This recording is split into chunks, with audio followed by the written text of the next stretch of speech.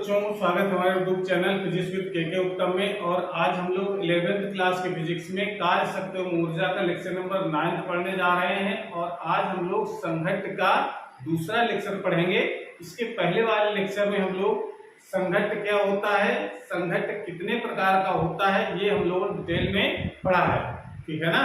तो आज हम लोग जो पढ़ेंगे कि संघट्ट जो 3 प्रकार के हम लोगों ने पढ़ा है पिछले वाले क्लास में, उसमें जो प्रत्यास्थ संघट्ट होता है। ठीक है ना। प्रत्यास्थ संघट्ट का मतलब यहाँ पर पूर्ण प्रत्यास्थ संघट्ट से मतलब है।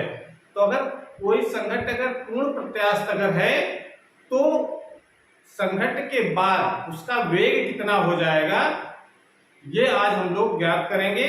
तो इस पर भी 2 लेक्चर बनेंगे। एक जब 1 डायमेंशनल यानी एक दिशा में जब गति कर रहे हो पिंड, तब संघट्ट के बाद उनका वेग कितना होगा, या टकराने के बाद उनके वेग की डायरेक्शन बदल गई हो, तो 2 डायमेंशनल में अगर गति कर रहे हो तब उनके वेग कितने होंगे, ये आज हम लोग पढ़ेंगे। लेकिन आज हम लोग पढ़ते हैं जब 1 डायमेंशनल इलास्टिक कोलिजन हो, यानी एक ही दिशा में एक्स अक्ष की दिशा में चल रहे हो दोनों, और फिर आपस में टकराते हैं। टकराने के बाद उनका वेग कितना हो जाता है। तो ये टॉपिक थ्योरेटिकल भी है और इस पर आधारित न्यूमेरिकल भी एग्जाम में बहुत पूछा जाता है, इसलिए इसको कॉन्सेप्ट को समझ लें। उसके बाद फिर इसके आंतरिक प्रश्नों को भी हम कराएंगे।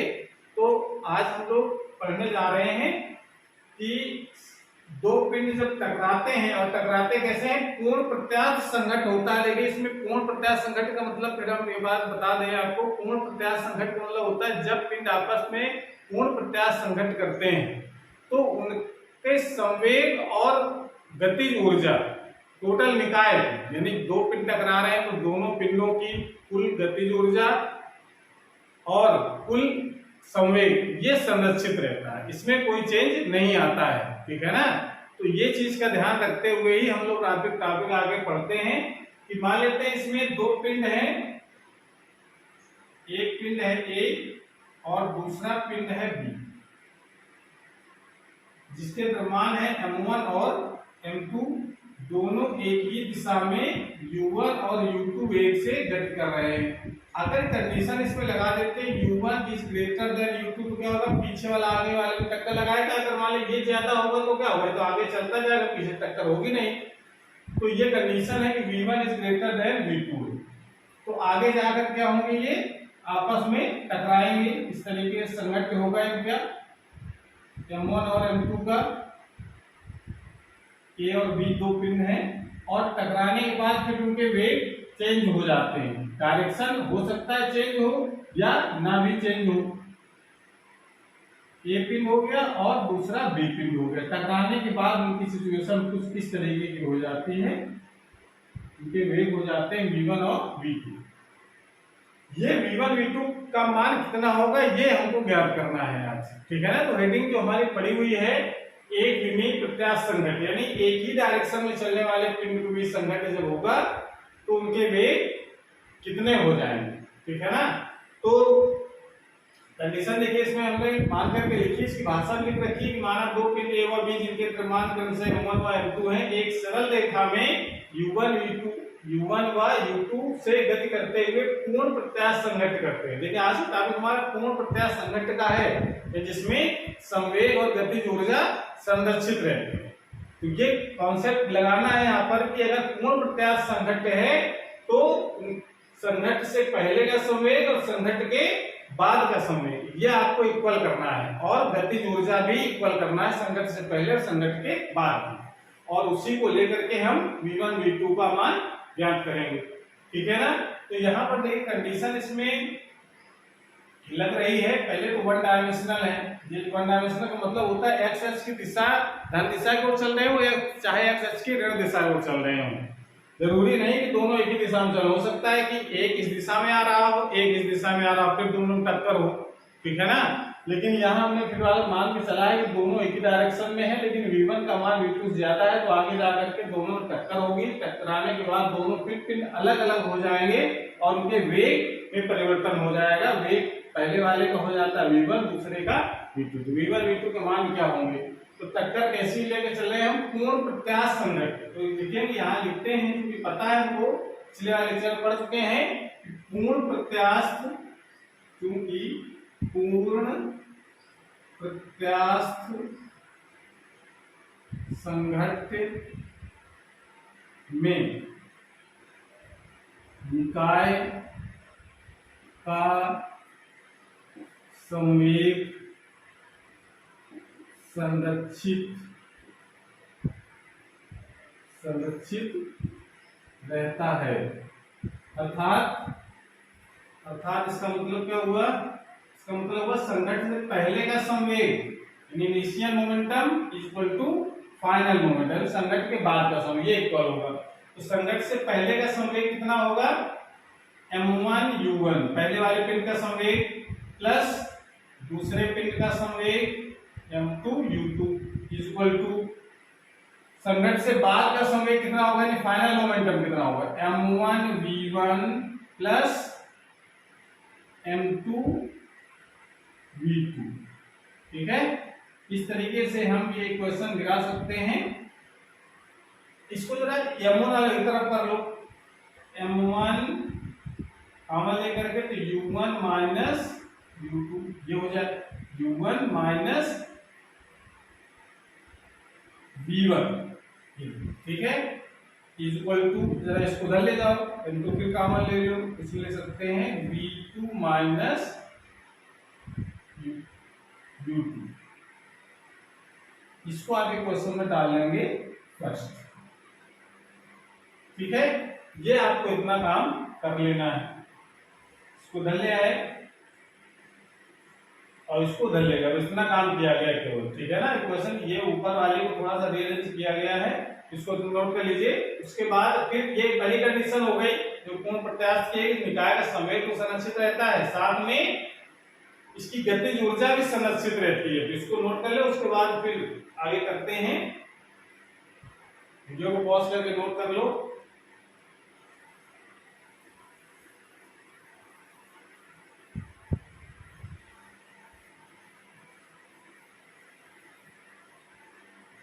अब दूसरी चीज क्या लिख सकते हैं, क्योंकि पूर्ण प्रत्यास्थ संघट्ट में निकाय की गतिज ऊर्जा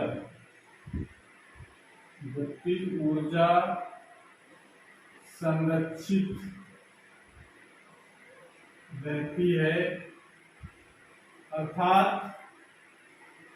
इसका क्या मतलब है? इसका मतलब है कि इनिशियल काइनेटिक एनर्जी ये फाइनल काइनेटिक एनर्जी के इक्वल होती है। इनिशियल और फाइनल काइनेटिक एनर्जी इक्वल करते हैं। इनिशियल का मतलब संघट्ट से पहले की एनर्जी और संघट्ट के बाद की एनर्जी ये इक्वल करना है। तो पहले वाली एनर्जी कितनी होगी संघट्ट से? 1/2 m1 u1 स्क्वायर, पहले वाले पिंड की ऊर्जा हो गई, plus 1/2 m2 u2 square equal to, ये संघट्ट से पहले की गतिज ऊर्जा, संघट्ट के बाद की गतिज ऊर्जा, संघट्ट के बाद की कितनी हो जाएगी? m1 1/2 m1 v1 square plus 1/2 m2 v2 square, ये हो जाएगा।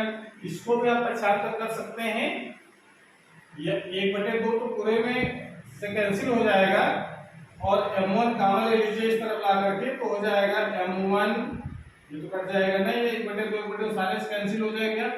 m1 इधर ले करके इसको लिख सकते हैं u1 square minus v1 square, इसको इधर ले आए माइनस, ये m1 कॉमन ले लिया, इसको उधर ले जाएंगे, यहाँ पर m2 कॉमन हो जाएगा, तो v2 square minus u2 square,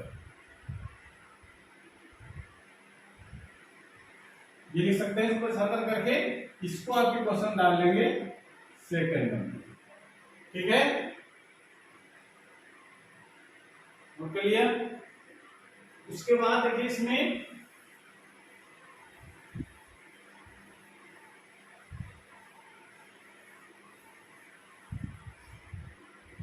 दोनों कर देते हैं हम लोग डिवाइड। क्या करेंगे? समीकरण 1 व 2,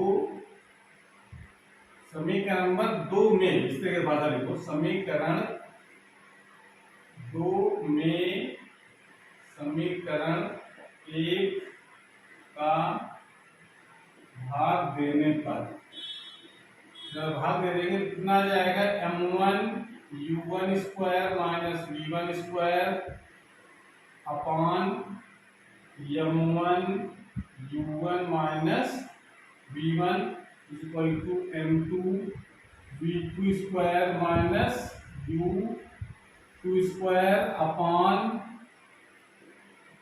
m2 और v2 माइनस u2 ये लिख सकते हैं। अब देखिए m1 m1 से कैंसिल हो जाएगा, m2 m2 से कैंसिल हो जाएगा, और इसको जो है a माइनस b और a प्लस b वाला फार्मूला यानी a square minus b square formula यहाँ लाएंगे तो u1 प्लस b1 ये आ जाएगा और ये u1 माइनस b1 आ जाएगा। तो ये u1 माइनस b1 से कैंसिल हो जाएगा तो क्या बचेगा, इसको देखो सॉल्व करेंगे तो उसका लिख सकते हैं हम लोग, इसको और सिंपलीफाई करें तो लिखा जा सकता है u1 plus v1 is equal to, इसको लिख सकते हैं हम लोग इसी प्रकार से यहाँ भी करना है तो नीचे वाला से कैंसिल हो जाएगा, ऊपर वाला पार्ट तो आ जाएगा v2 प्लस u2 ये लिख सकते हैं। अब जरा इसको ये ये इसको u वाले बराबर इकट्ठा कर लो, ये u है, u वाले इकट्ठा कर लो तो u1 minus u2 is equal to v2 minus v1 ये इक्वेशन डालेंगे सेकंड। और यही इंपॉर्टेंट इक्वेशन है, दो इक्वेशन न्यूमेरिकल के लिए आपको दो इक्वेशन केवल ध्यान रखनी है, एक संवेग संरक्षण वाली और एक ये वाली, बस इसी सारे न्यूमेरिकल हो जाएंगे पूर्ण प्रत्यास्थ वाले। तो ये इक्वेशन नंबर थर्ड इसको बनाना, ठीक है, ये आपको याद रखना है। यहां से हम क्या करेंगे, v2 का मान निकाल करके जो इक्वेशन नंबर लिखी गई थी अभी फर्स्ट इधर लिखते हैं हम लोग, ठीक है, इसको समीकरण, इसको थोड़ा सा और सिंपलीफाई करो, यहाँ सीधे सीधे हम क्या करेंगे, v2 का मान निकालो, v2 इज इक्वल टू कितना हो जाएगा, v2 इज इक्वल टू इसका बदलिए u1 minus u2 plus v1, इसको कर सकते हैं ऐसे v1 minus u2 plus v1, इसको इक्वेशन नंबर इसको न डाल करके हम लोग इक्वेशन नंबर इसको डालेंगे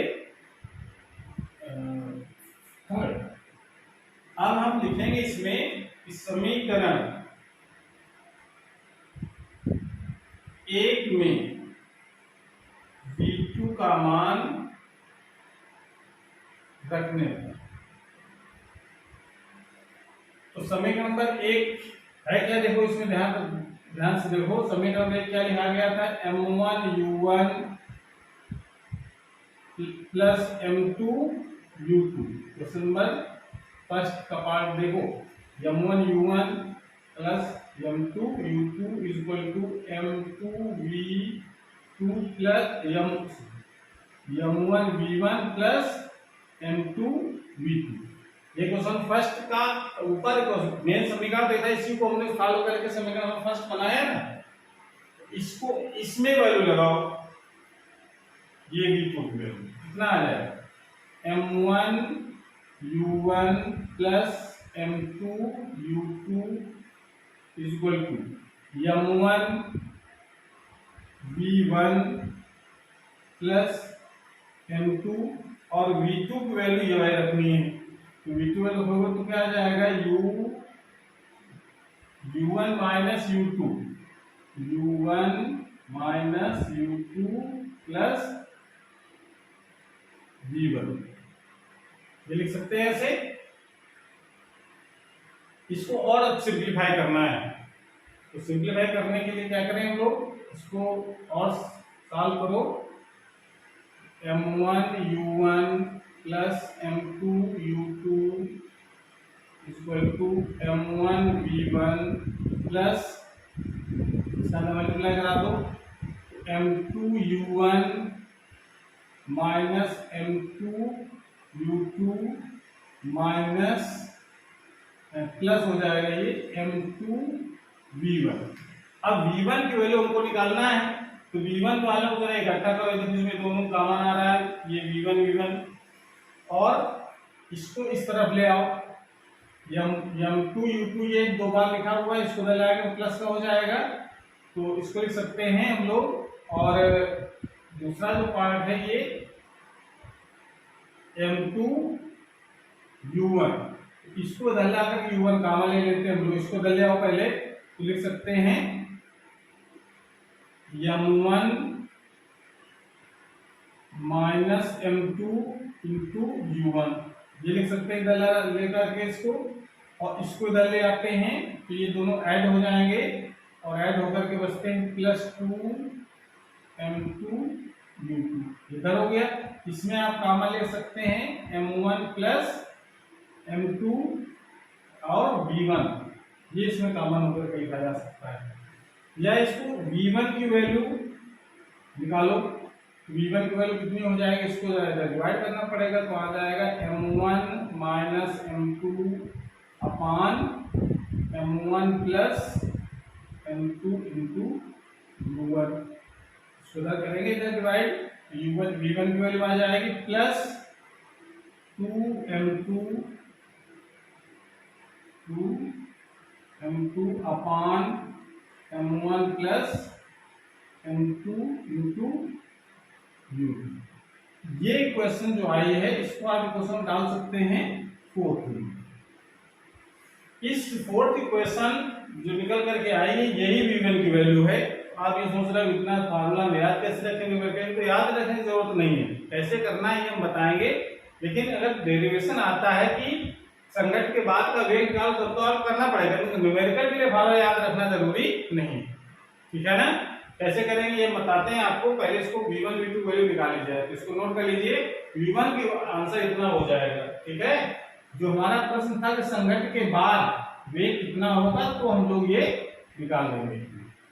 अब जरा देखो इसको,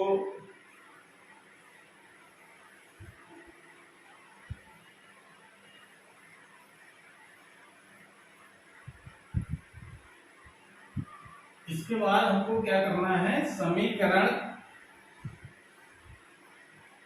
4 से v1 का मान समीकरण, ये जो थर्ड इक्वेशन है इसमें रख देंगे,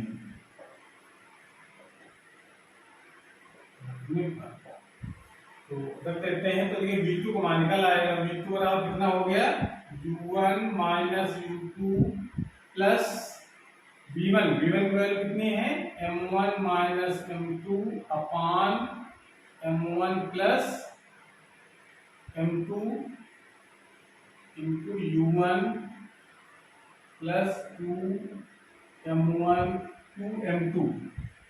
2m2 अपान m1 plus m2 into u2, ठीक है।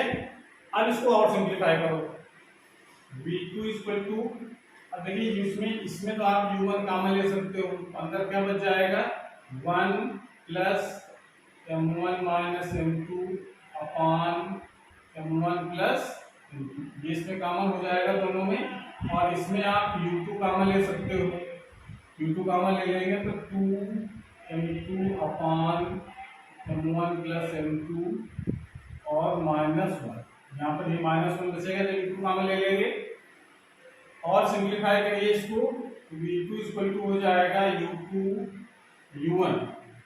u1 और इसको लिख सकते हैं m1 plus m2 plus m1 minus m2, इसको एलसीएम लेके ऐड करना है, m1 प्लस m2 प्लस यहाँ u2 बाहर 2m2 माइनस m2 अपान m1 प्लस, ये हो जाएगा। देखिए इसमें m1 से m2 से m2 कैंसिल हो जाएगा, तो बचेगा हमारे पास v2 इक्वल टू 2 ऐड हो जाएगा दोनों, 2m1 अपान m1 plus m2 into u1 plus इसमें देखो ये दोनों घट जाएंगे तो बचेगा, ये m2 से m2 घट जाएगा तो बचेगा m2 माइनस m1 अपान m1 प्लस m2 इंटू ये फार्मूला बन गया। ये क्वेश्चन पर आप डाल सकते हैं इसको 5th नंबर। अब देखिए 5th इक्वेशन जो आई है ये v2 की वैल्यू आई है और इक्वेशन नंबर जो 4th है उसमें v1 की वैल्यू आई है। तो ये इक्वेशन आपको न्यूमेरिकल के लिए जरूरत पड़ेगी, तो इसको याद रखने की जरूरत नहीं है क्योंकि बहुत लंबा इसमें देखिए इसमें है। तो देखिए v1 की वैल्यू v2 की वैल्यू में क्या डिफरेंस आया, v2 की वैल्यू क्या लिख सकते हैं हम लोग, v1 v2 सीक्वेंस में लगभग इक्वल लग रहे हैं, देखने में कंफ्यूजन होता है इसलिए याद रखने की जरूरत है, लेकिन न्यूमेरिकल जब करेंगे तो उसको कैसे करना है ये हम लोग सीखेंगे, ठीक है ना। अब जरा देखो ध्यान दो, इसको नोट कर लो पहले, उसके बाद फिर एक कंडीशन अगर लगा देते हैं हम लोग तो क्या निष्कर्ष निकलता है, तो नोट कर लीजिए पहले।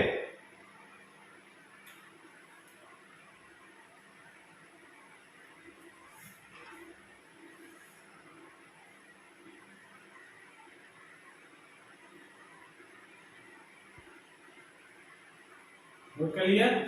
अब देखो इसमें जो जरूरी चीज इसमें ये है कि अगर समीकरण पर 4 और 5 में जो v1 v2 वैल्यू निकाली है इसमें अगर हम ये लगा देते हैं कि दोनों के द्रव्यमान अगर समान है तब क्या कंडीशन अगर लागू कर दें, दोनों इक्वेशन में v1 v2 वैल्यू लिखी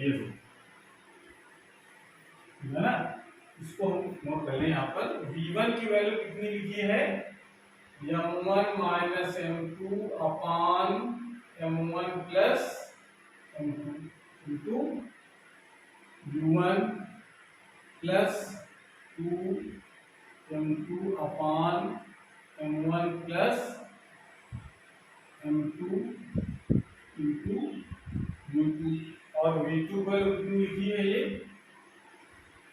2 m2 माइनस ये m1 minus m2 minus m1 अपान m1 plus m2 into u2 plus 2 m1 अपान m1 plus m2 into u1। ये दो इक्वेशन हैं। अब दोनों इक्वेशनों में अगर हम कंडीशन लगा देते हैं कि अगर दोनों के द्रव्यमान अगर समान है, यदि कंडीशन लगा दें यदि m1 बराबर m2 अगर है, ठीक है ना, तब क्या होगा, और मान लेते हैं वो m के इक्वल है, ये हमें मान लिया दोनों इक्वल है इसके बराबर है m के, जरा कंडीशन लगाइए इसमें तो v1 का मान कितना हो जाएगा m1 minus m1 minus m2 तो m माइनस m अपान m plus m into u1 plus 2m अपान m plus m into u2 हो जाएगा। ये तो जीरो पार्ट हो गया इधर वाला, तो v1 का मान कितना हो जाएगा 0 प्लस ये हो जाएंगे 2m से 2m कैंसिल हो जाएगा, क्या बचेगा 2m ऊपर बचा, नीचे भी 2m आ गया इंटू u2, ये इससे कैंसिल हो जाएगा तो v1 की वैल्यू कितनी आ जाएगी u2। यानी संघट से पहले जो दूसरे वाले पिंड का वेग था, संघट के बाद वो पहले वाले वेग के बराबर हो जाता है, ठीक है ना। अगर यही इसमें दूसरे में लगाओ, अगर v2 वैल्यू निकालो तो देखिए यहाँ पर कंडीशन लगाए तो क्या होगा, ये पार्ट 0 हो जाएगा और m2 माइनस m1 करेंगे दोनों m माइनस m हो जाएगा 0, ठीक है, प्लस इसमें ये m और ये भी 2m, तो क्या बचाएगा ये दोनों 2m अपान 2m आ जाएगा, तो यहाँ पर जाएगा u1, तो इसका मतलब है v2 का जो मान आ जाएगा वो क्या हो जाएगा, कैंसिल होगा दोनों u1 के बराबर हो जाएगा, ठीक है ना। अगर इसका मतलब क्या है कि अगर समान द्रव्यमान के पिंड अगर पूर्ण प्रत्यास्थ संघट्ट करते हैं तो संघट्ट के बाद उनके वेग परस्पर बदल जाते हैं, हमारा इसका कंडीशन क्या लगा सकते हैं यहाँ पर, अर्थात इसका निकला, अर्थात यदि समान द्रव्यमान के पिंड पूर्ण प्रत्यास्थ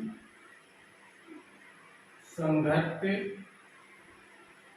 करते हैं तो उनके वेग परस्पर बदल जाते हैं। ये तो हुआ ना, जिसका वेग u1 था पहले संघट्ट से पहले, उसका वेग बाद में क्या हो जाता है, इसका नाम हो जाता है v2 के बराबर, और जो जिसका वेग पहले संघट्ट से पहले v2 था वो v1 के बराबर। इंटरचेंज हो जाता है संघट्ट के बाद, अगर शर्त है दोनों के द्रव्यमान कैसे हों, समान। तो समान द्रव्यमान, यदि समान द्रव्यमान के पिंड अगर संघट्ट करते हैं, पूर्ण प्रत्यास्थ संघट्ट है, शर्त इसमें लगी है पहले से, पूर्ण प्रत्यास्थ संघट्ट करते हैं तो उनके वेग परस्पर बदल जाते हैं। ये एग्जाम में ऐसे पूछा जा सकता है, इस वजह से आप इस तरीके से प्रूव कर सकते हैं, ठीक है ना। तो अब इसका आंकिक प्रश्न करें। तो आंकिक प्रश्न करने के लिए देखिए, जो फार्मूला हमने संख्या का संघट्ट के बाद वेग कितना होगा, तो संघट्ट के बाद वेग, ये याद रखने की जरूरत नहीं, क्या याद रखना है ये जरा हम आपको बताते हैं। अगर पूर्ण प्रत्यास्थ संघट्ट की बात अगर हो रही है न्यूमेरिकल में, तो आपको केवल दो बातें ध्यान रखनी है। वो कौन सी दो बातें हैं वो आपको हम बताते हैं। पहली चीज, तो इसका संवेग संरक्षित करना है, यानी पहला m1 u1 plus m2 u2 equal to m1 v1 plus m2 v2। ये आप एक समीकरण ध्यान रखना है, यानी संवेग संरक्षित होने वाला। और दूसरा जो समीकरण निकला था कि u1 minus u2 equal to v2 minus v1, ये बात आपको ध्यान रखनी है। दो इक्वेशन आपको ध्यान रखनी है, बाकी और कुछ ध्यान नहीं रखना, सारे न्यूमेरिकल इसी दो इक्वेशन पर आधारित होंगे, ठीक है ना। बस पूर्ण प्रत्यास्थ संघट्ट हो तो दो आपको ये कंडीशन ध्यान रखनी है। ये संघट्ट से पहले, संघट्ट से पहले के वेग है ना, तो संघट्ट से पहले के आप कह सकते हैं ये रिलेटिव वेलोसिटी है, ठीक है ना, सापेक्ष वेग। पहले वाले पिंड का दूसरे के सापेक्ष वेग कितना है, ठीक है ना, ये दूसरे पिंड के सापेक्ष पहले वाले का वेग कितना है, तो सापेक्ष वेग है। तो सापेक्ष वेग ध्यान रखना, संघट्ट से पहले के सापेक्ष वेग, संघट्ट के बाद के सापेक्ष वेग, और संघट्ट से पहले का संवेग, संघट्ट के बाद का संवेग, ये इक्वल करके क्वेश्चन को सॉल्व करें, ठीक है ना। तो इसको नोट कर लीजिए, उसके बाद फिर इसका आंकिक प्रश्नों को करते हैं, तो आइए कॉन्सेप्ट ऑल क्लियर हो जाए।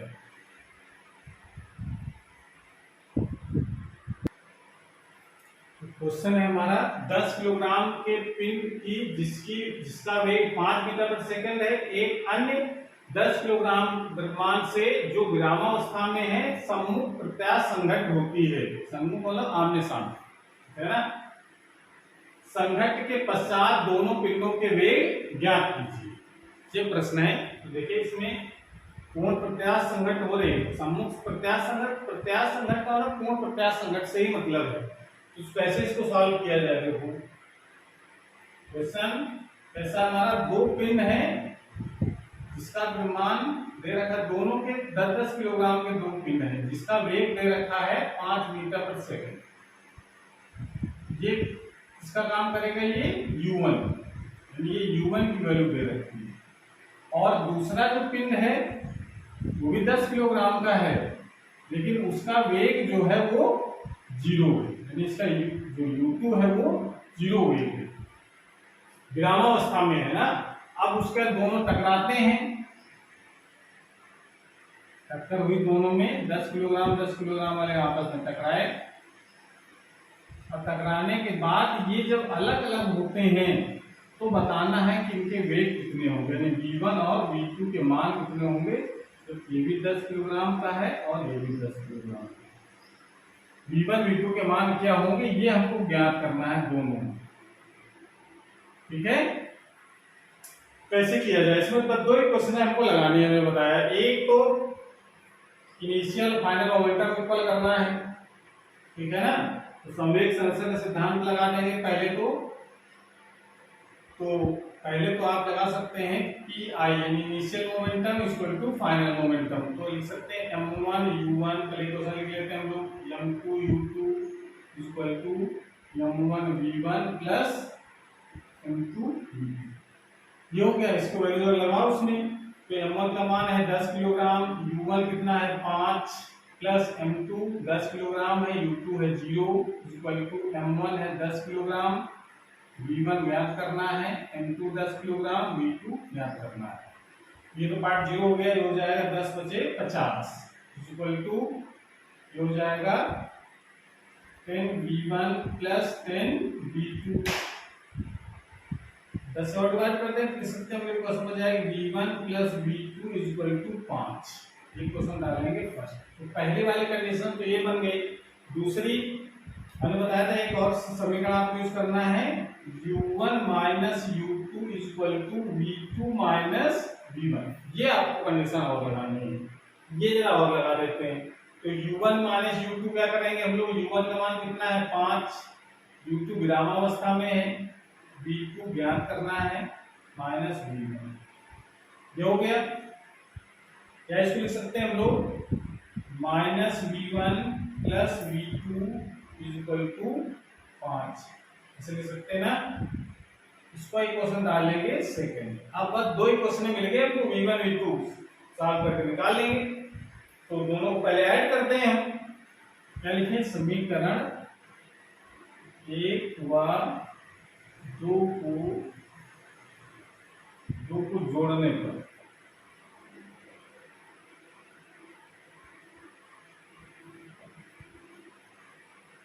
जोड़ेंगे तो क्या होगा, देखिए v1 और v1 ये दोनों कैंसिल हो जाएंगे, 2v2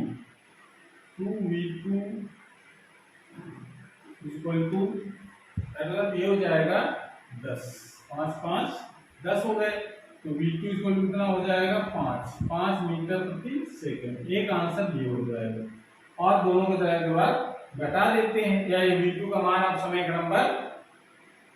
समीकरण 1 में v2 का मान रखने पर अब जैसे भी सॉल्व कर पाओ, दोनों के तो ऐड कर सब्ट्रैक्ट कर दिए तो निकल आएगा v1 की वैल्यू या v2 की वैल्यू समय को लगाते हैं, तो यहाँ लगाओगे तो v1 का मान कितना हो जाएगा, v1 plus 5 equal to 5 cancel हो गया, तो v1 इक्वल टू आ जाएगा g।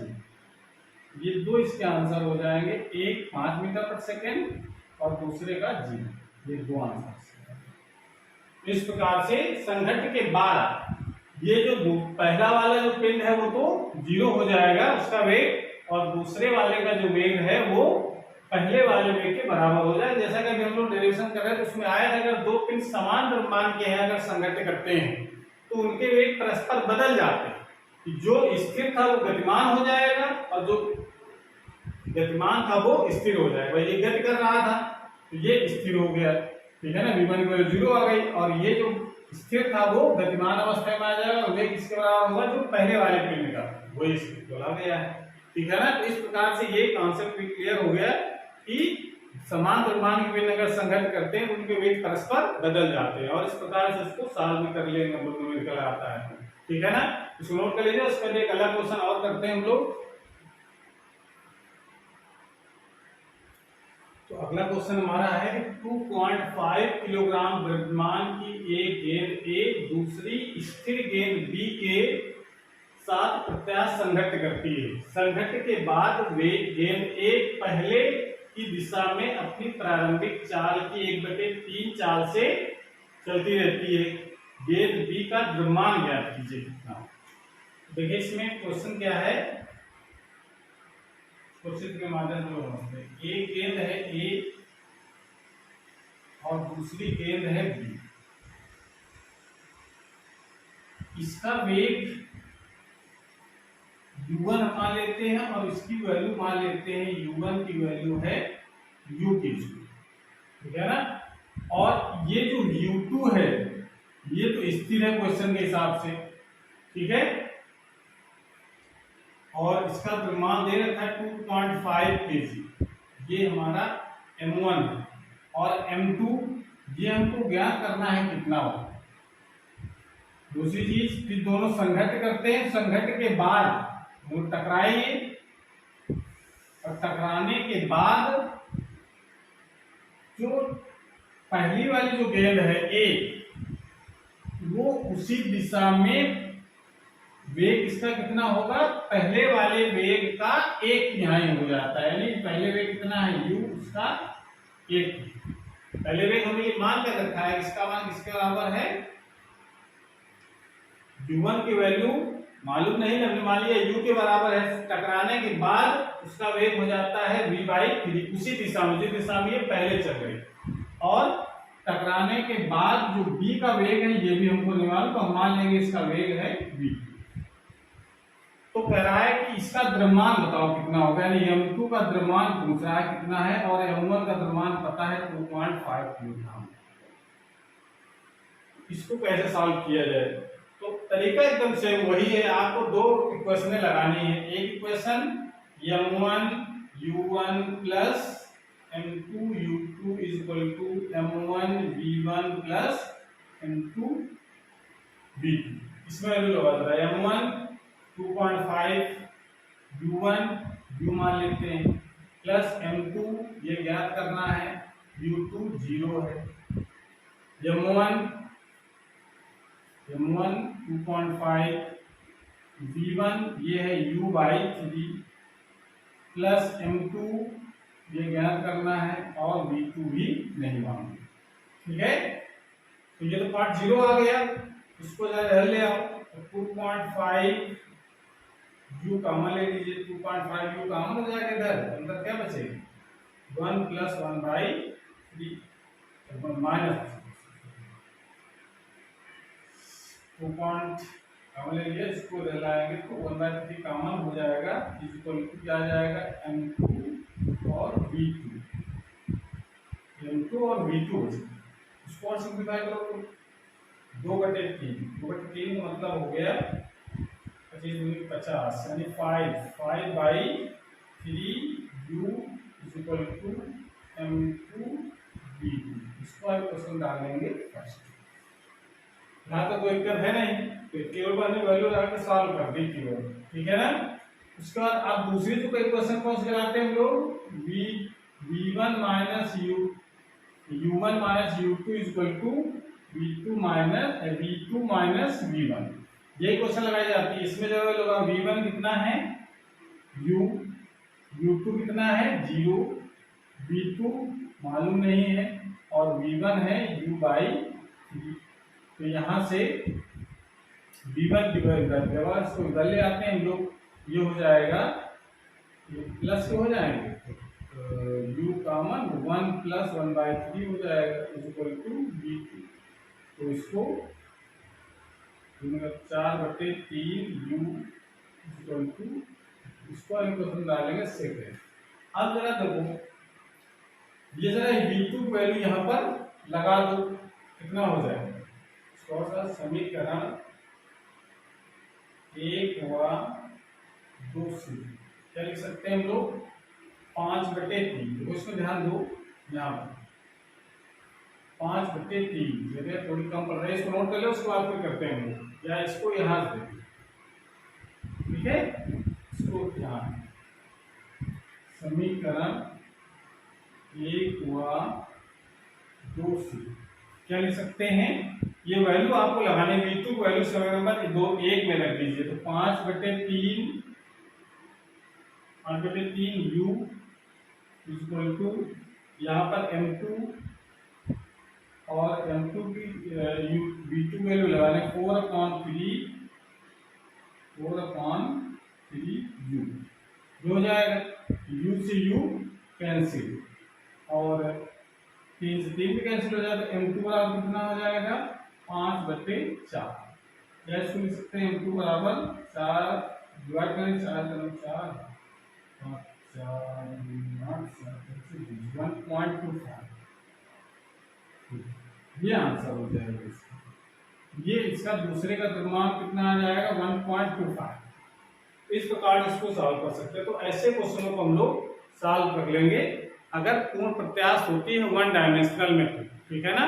तो अगला हम लोग पढ़ेंगे जब 2 डायमेंशनल जब प्रत्याश संघट्ट होता है तो कैसे वेग निकालते हैं हम लोग, कैसे द्रव्यमान ज्ञात करते हैं, तो हम लोग अगले वाले वीडियो में पढ़ेंगे। तो आज की क्लास हमारी पर समाप्त होती है। अगर ये वीडियो अच्छा लगा हो तो उसको लाइक करें, अपने दोस्तों को शेयर करें, और चैनल अभी तक अगर सब्सक्राइब नहीं किया जरूर सब्सक्राइब करें, जिससे नए वीडियो अपलोड हो उसकी नोटिफिकेशन आपके पास सबसे पहले पहुंच जाए। पढ़ाई करते रहिए। Thank you.